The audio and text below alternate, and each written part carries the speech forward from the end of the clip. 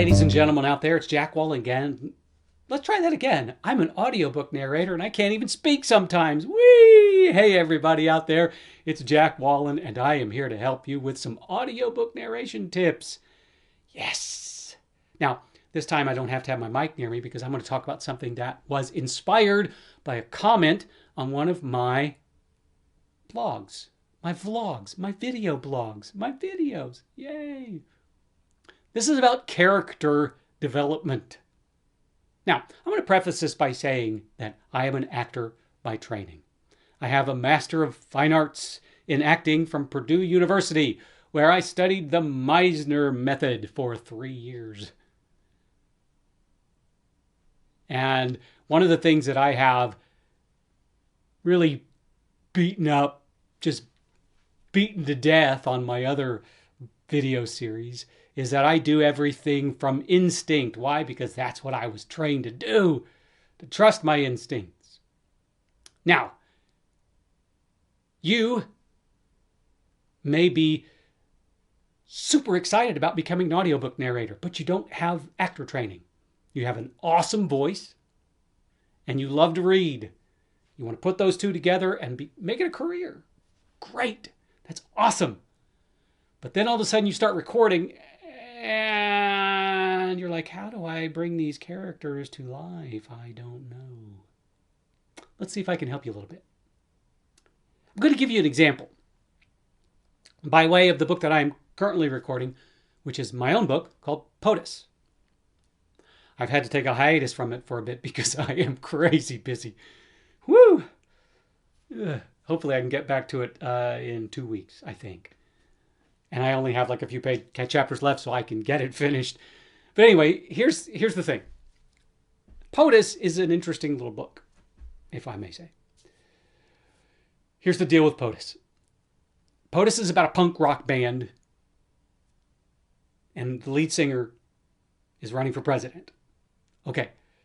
Now here's the thing about the band. The band is called Punk Ass Punk. And they are a bunch of Americans who adopted British dialects because they thought it made them sound more genuinely punk. Right? So I knew, and the main character, Flotsam, is the narrator of this book. It's in first person past tense perspective, point of view. So I knew that I was going to be using a British dialect as the main character and the narrator. And Flotsam is just, he's really cool. And he's kind of like Billy Idolish cool, but sort of punkish. Maybe a kind of a Sid Vicious, you know. So his voice is really kind of generic British dialect. But because it's a fake British dialect and everybody knows it's a fake British dialect, he sort of goes in and out of different regions. Sometimes he might sound a little bit more north or south or cockney or whatever. It's just whatever sounds good in the moment for that character. And it's just accepted, okay? Right, thank you. Now, I want to demonstrate something by way of 3 different characters, and those are his 3 bandmates. And how I arrived at these character voices and choices and such. One of the biggest clues that you will be given for character is by way of character names. Writers, I can say this because I'm a writer myself, don't usually choose names by random. They don't take a bunch of names and write them on a paper and throw them in the air and watch how they land, or they pick them out of a hat or whatever. They make choices for their names. Playwrights do the same thing. Okay? And those names will often give you a little indication as to what the character is about. And if they don't, you can always just read a little bit and find out what really drives the character forward. Now, let's talk about I told you about Flotsam, his name is also Sam Tierney, which is one of the reasons why I decided to go kind of a generic British, because his name is Sam. Now, the guitarist for the band, his name is Driver. And he's a guitarist. So I knew that the voice for this character, that this character would be really driving forward. Driver. Plus he's a guitarist. And you get all sorts of examples of how guitarists behave on YouTube. But the voice that I decided to use for Driver is more like this. It's really driving forward. And it's really in your face. Right? Because he thinks he's the star of the band, but he's really not, because Sam is really the star of the band. But he's really, really, really forceful. See? The next band member is Patch, and Patch is a drummer. So you can read about all sorts of stereotypes about drummers, with the exception of Neil Peart, R.I.P.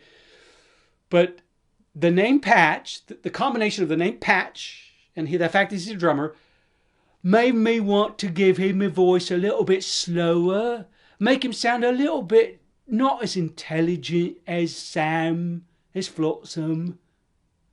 But he's not stupid. He's just a little bit slower.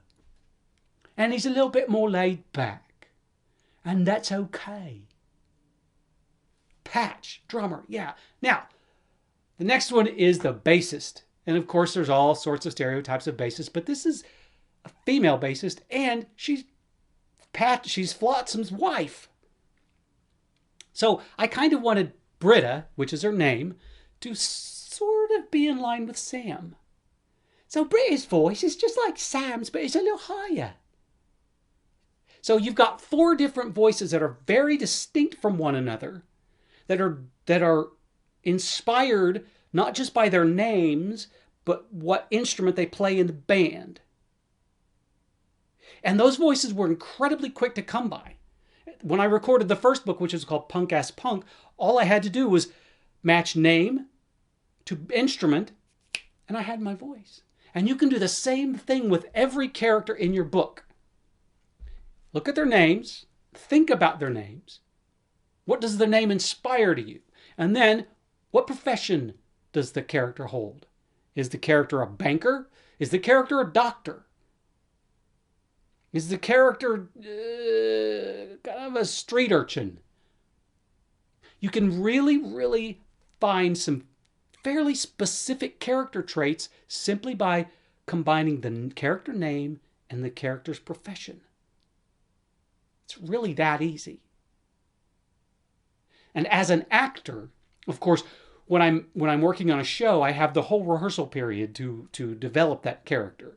Plus, I've got the director's input and the playwright's input. And writers will give you plenty of clues as to what a character is about, how they react to other people, how they react to their environment, the way they speak. Right? For example, you might have a character that speaks in really short, choppy sentences. And if there is no indicated dialect in the book, and the writer's okay with it, and it's a short, choppy sentences, you might all of a sudden think that they speak in a New York dialect. Why? I don't know. Because it's fun. Because people like to hear it. And because it lends itself, I don't know, to shorter sentences. You see what I mean?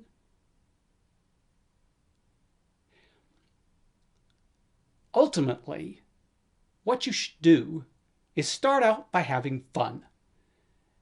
And when you start off with a new book and you're not sure what to do with a character, hit record and start playing around with different voices. At some point, you're going to find the voice that matches the character, and it'll be like, aha, that's it. Now, I have some stock voices that I use. And a lot of times I'll use those stock voices, and then I'll vary them according to what the character tells me. You know, you got your stock Southern dialect, which you can use for just about anything. You know?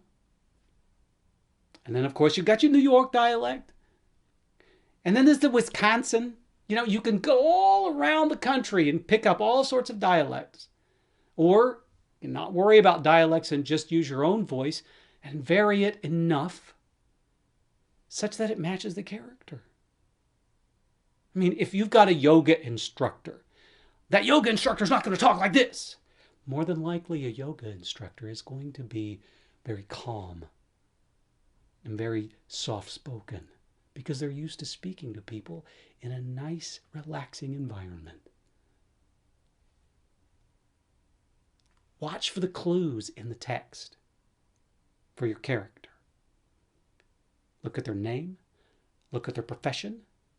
Look at the way they interact with other people and their environment. And even their sentence structure. Put all those pieces together and you can come up with a fairly concise and fairly unique character. And it just takes a little bit of thought. Now here's another really cool tip. When you come up with that character's voice, if it's going to be a series, record a small snippet of that character's voice. And have like an audio Bible for that series, okay?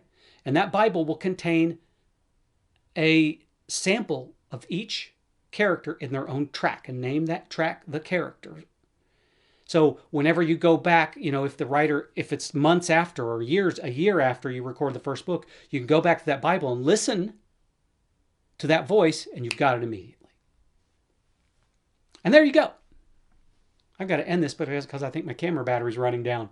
It's almost out. So that's how I approach character for an audiobook. Now, for a play or television or film, it's different because you have more time and you have more people's input.